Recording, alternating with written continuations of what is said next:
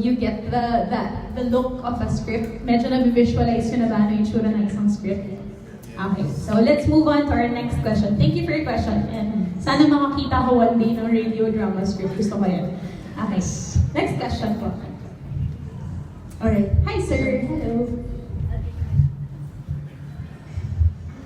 Yeah, for the elements of when you write a script, usually I heard it's like there's like a beginning, a middle, and end, and then of course, I also want to know how do you create your characters? Like, sure you have 2 or 3 main characters, and how do you create the other characters after you think of the main concept? And then last, yeah, about conflict. Conflict is one of the most important themes in a movie or anything. So, do you try to make that something that's central to your conceptualization for the conflict? Thank you. Okay, first of all, my process when I write my script before was to think of my beginning and my end. It's so easy to do the intro and the ending kasi I'm sure meron na kayong concepts in your head right now. Kung love story, siguro yung babae nag-work na secretary sa isang office, yung lalaki guard dun sa office. Paano sila may in love? And anong magiging ending nila? So it's always easy to do the intro and the end. Ang magiging problema mo lagi, anong nangyayari sa gitna? Kasi yun yung mahaba, yun yung tatayo ba yung mga tao sa sinihan, pag mabobore na ba sila dun sa middle part ko.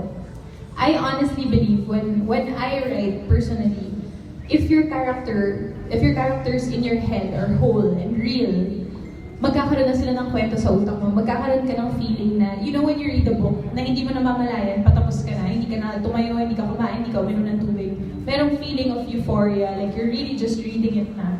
And you don't have a sense of reality anymore, whether you're in your house, in your room, in an office, but you're reading that book because you're already in their world. And I hope everybody here gets to experience that when you're writing so passionately already, na you forget that you're a writer and you're just watching the characters in your head move. And it will happen kasi most of the time naman, meron ka namang idea ng gusto mong story. So, if it's an action film, may huhulihin ka ba na lalaki? Or meron bang fugitive na nagtatago? Kung love story, yun nga, magkakatuluyan ba sila o hindi? When it's clear in your head what you want your concept to be about, even just the theme, let your characters play in your head.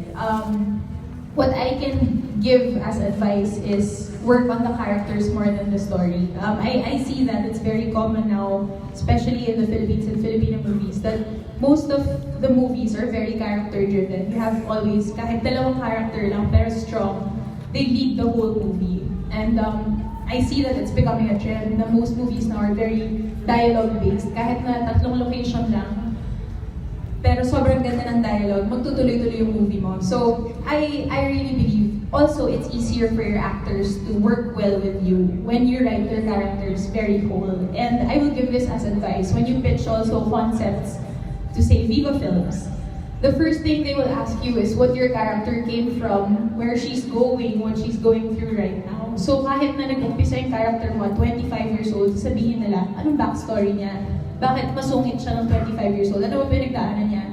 Naloko ba siya dati? Na-hold up ba siya? May bumugbog ba sa kanya? Bakit ganun yung itsura niya ngayon? So kung buong-buo yung characters niyo sa utak niyo, kahit anong itanong, kahit anong inulam niya nung grade 2, masasagot niyo kasi kilalang-kilala niya yung character niyo. So I feel like that's one very important element. Thank you for asking that. You should always make your characters real people in your head because pag napanood natin sa sinehan, ang gustong mapanood ng mga tao, yung mga characters na relatable, na masasabi nila na, pinagdaanan ko rin yan, or nung nakipag-break ako, ganyan na ganyan din yung itsura ko. Para din mabigyan natin yung mga artista nyo na, yung kukunin yung mga artista for your movies, parang a playground. Kung maganda yung pagkasulat ng character, kaya na nilang laruin yung mga eksena. So yun, I hope I answered your question. Next question po. Yes, sir. I'm June Sarate. So, gusto ko malaman niyo, may difference ba yung scriptwriter sa screenwriter? And then, pag gumawa, audition na rin dito, pag gagawa ka ng script, so may beginning and end ka na, no? So, gagawin mo siya parang storyline muna, o gagawin mo siya ng per sequence sa Marami pong productions like Viva Films na nag-require ng sequence treatment. So pag nagsulat kayo, kahit outline lang, and sobrang dali, pag meron kang sequence treatment, it's easier to put the dialogue in. So ang itsura naman ng sequence treatment, kung 100 sequences, mga 3 pages lang yan. Sequence 1, nagkita na si Bella at si Grace. Sequence 2, si Grace kumakain. Parang short description lang nung gusto mo mangyari sa buong eksena. So dati, meron akong pagkakamali before na pag nagsulat ako, diretso sa script, may dialogue agad. So pag ganon, magsa-stop ka sa gitna eh. Kasi parang nag-flow lahat ng ideas mo, pero minsan lumalayo ka na sa ending. Yung original na nakita mong ending. I can suggest it's easier, lalo na for people who will write for the first time, to put down a sequence treatment first. Para kahit papano, kung lumayo ka man, nagsulat ka na ng dialogue, hindi mo nasundan yung sequence treatment ng 8, 9, and 10. Okay lang, makakabalik ka sa 11 sa 12. Kahit papano, may spine yung script mo. So basically, yun ang sequence treatment. It's the spine of your script. And it's always easier if you have a sequence treatment kasi papasukan mo na lang siya ng dialogue. Honestly, hindi ko alam kung anong difference ng scriptwriter at screenwriter. Hindi ko alam kung alin ako dun. Pero gusto ko isipin na lang na writer ako. Hindi ko po talaga alam. I know a screenplay writer is yung napapanood mo na full-length movie script. So I think medyo similar. I'm not sure ha. I-confirm ko yan. Ito-tweet ko na lang bukas. Thank you so much. Next question po. Hello. Yes po. Gusto ko yung today, puro males ang nagtatanong today. Usually pag nagtutalk ako, lagi babae nagtatanong. So next ka na. Hi, I'm Nathan. So yung question ko lang is, yung pinaka-foundation, yung mga taong takot na ipakita yung talent nila sa pagkasulat. So, paano mo sila i-encourage na pakita nila? Kasi yung marami akong friends na parang sulat na silang sulat, ang gaganda na, yun lang, natatago na sa bahay nila. Ako parang, kung takot ka, ito na nga yung best way na mapakita mo yung talent mo without revealing too much of yourself. Right? Because you can write about fictional characters. Walang makakaalam kung itong character na to, sinulat mo siya na wasak siya, na naglasing siya today kasi iniwan siya ng girlfriend niya. Pero sinulat mo sa eksena, pwedeng ikaw yun eh, pero hindi na namin alam, basta nanonood na lang kami ng buong pelikula. So, to be honest, writing is such a good expression of yourself without revealing too much. Kasi we can assume that you're one of the characters or maybe you're not one of the characters. It's such a nice wall, to be honest. I feel like writing is such a good wall for people who they want to express something, but they're not ready yet to show themselves to the world. Like, I'm sure you guys know J.K. Rowling, the author of Harry Potter. So, J.K. Rowling is such a successful writer and author.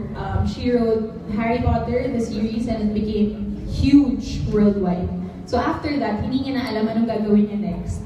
Na she started writing books na totally different from Harry Potter, and she got bashed for it. Like, the fans were asking for more Harry Potter books. So binoycott nila yung mga una niyang linabas after Harry Potter. And then, a few years after, there was a bestseller, and the author's name was Robert Galbraith. And it was a detective story, na series, 3 books. When it hit the New York bestseller list, J.K. Rowling revealed that she was Robert Galbraith. So she pretended to be a man just to see and to affirm na kaya niya pang magsulat. So imagine, the world kasi will always have something to say, whether you write a script, a book, short essays. Everybody kasi has their own opinion, and I feel like that's such a big thing here also in the Philippines. I don't know why, pero parang sa Pilipinas, basta may wifi ka, meron kang opinion, hindi dapat gano'n. Dapat responsible yung pag-opinion natin. But you have to be ready for that kasi you're putting yourself out there, and every script you will write, every essay, every poem you will write is, I'm sure, connected to something you're feeling inside. So, binuksan mo yung damit mo eh, you exposed yourself. Now, be ready for what they have to say. But I'm telling you, it's such a good outlet to write kasi it can or cannot be you. No one will ever know. It's a secret. It's your secret. So yun, I encourage everybody to try it. Okay, next question. Can you share some of your experiences in filming and writing po? Yung mga inspiring and such. I noticed whatever I write at the moment is kind of what my mindset is. Like, I wrote Capsaway with my ex. And funnily, yung mga taong kinuha namin for Capsaway, lahat nakipag-break. Si Yasi nakipag-break, si Andy nakipag-break, ako nakipag-break. Lahat may pinagdadaanan na pala kami. So, usually, pag you're writing on a material or even yung movies na tinatanggap mo as an actress, the reason why you say yes to these things is because you relate to it somehow. And I hope you guys can create something that you as a person relate to really well, or your friends, or the actors you're gonna work with.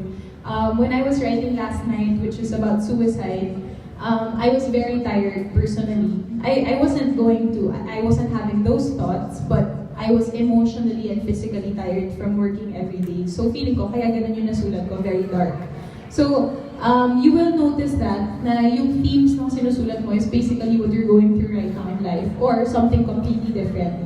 And that's okay, you accept it. Kasi next year, you'll write something else. Kung this year you wrote something dark, next year you can write a comedy. Basically, what I'm saying is just listen to what your head and what your heart is telling you. Follow it, write it down. And sa totoo lang if you pitch 10 scripts, 10 concepts, maybe one will get chosen. Hindi lahat yun. And sobrang hirap magsulat ng script. Like, it's very hard to produce thousands and thousands of words and dialogue. Tapos ang makukuha dun sa 10 na finish mo, maybe 1 or 2. And that's fine. That's part of the process. You just have to really roll with it and figure out. Dun na rin, makikita mo, dun sa 10 na finish mo, isa lang yung napili. Baka yun yung voice mo. So, and this happens all the time. I've been given the opportunity to pitch in a room full of bosses or a room na puro PAs na magiging production, and it's always the same level of kaba, the same level of adrenaline. Meron kang moments after ng pitch mo na isipin mo, dapat kinuwento ko itong character na to na lang kasi siya talaga yung bida eh.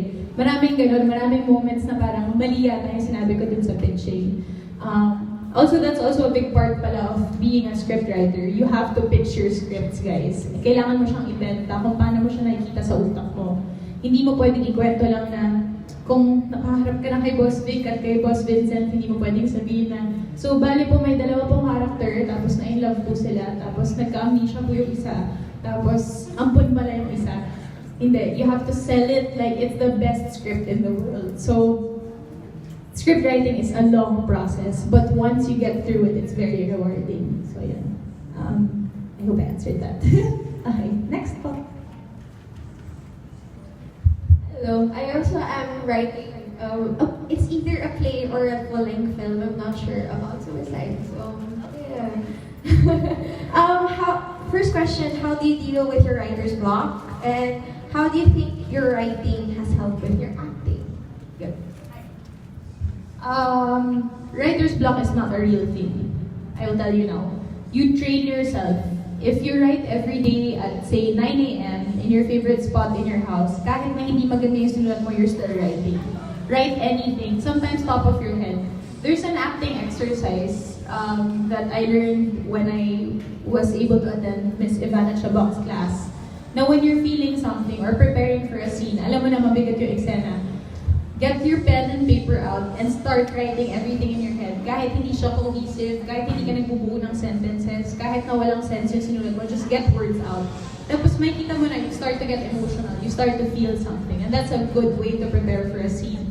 And I feel like this should be an exercise that writers do also. Kasi yung script mo is meant to be acted out. I mean, if you want it to be a play or a film, somebody will act out those scenes. And you want it to be as realistic or as painful or as happy or as kilig as possible. So I think that writing exercise really helps. Sir Ricky Lee also has that in his book, Para kay Quiapo. Trip to Quiapo. Para kay Quiapo. Trip to Quiapo. Na just write out everything on the top of your head. So right now, if I'm standing here in front of you, what I would write is tao, kulay, green, like everything I see right now. Very basic words. Tapos may kita mo makakabuo ka na ng sentences. And it's a good way to just flesh things out. And what was the second question, sorry? Yeah, you answered, I think, how do you make your writing help your acting? Okay. Paano ba? I think it's very helpful for me that I was an actor first before I started writing. Because now, nakikita ko ano yung realistic na kayang gawin ng artista. Kasi sa totoo lang dito sa Sinong May Sala, sa script namin, merong line na Hello po. Opo, may talk po tayo, no? Ganda ng break mo eh. Wala yung train of thought ko, sorry. Sino may sala? Meron silang sinulat na narration na si Juris ay umiiyak ako sa scene. Tapos parang yung ending is merong determined look si Juris. Galit na galit siya pero kalmado. So, the narration is always written in the script. Kahit kung ano yung mafe-feel mo dapat. And to be honest, sobrang hirap nun. Paano mo naman gagawin na yung mata mo, determinado, pero yung katawan mo kalma lang. So parang, hindi na kasi realistic yun eh. So, and I understand kasi it's very romantic when you read it na parang determinado siya pero yung katawan niya kalmado.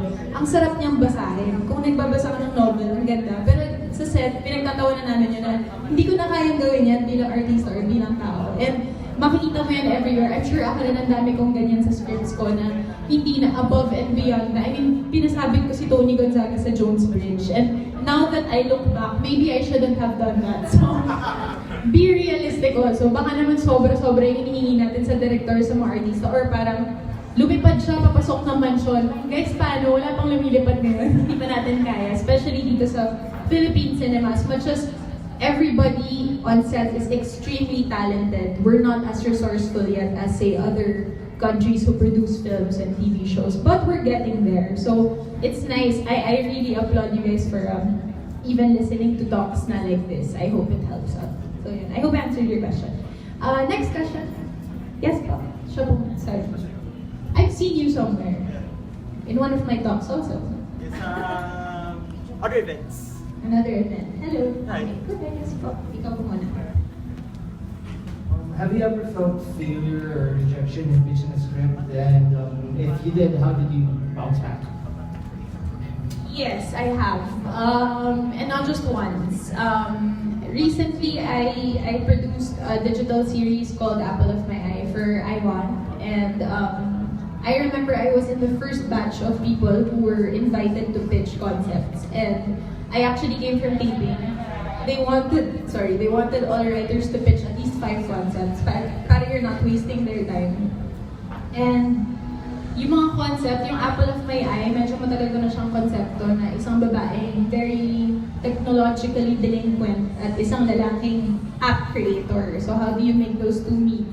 And I remember when I pitched, yun lang yung clear ko na concept, yun pa lang yung buo kong concept. Hi, Boss Vic. Hello. And si Tita Veronique also is at the back from Viva Artist Agency. Boss, may mga script daw dito.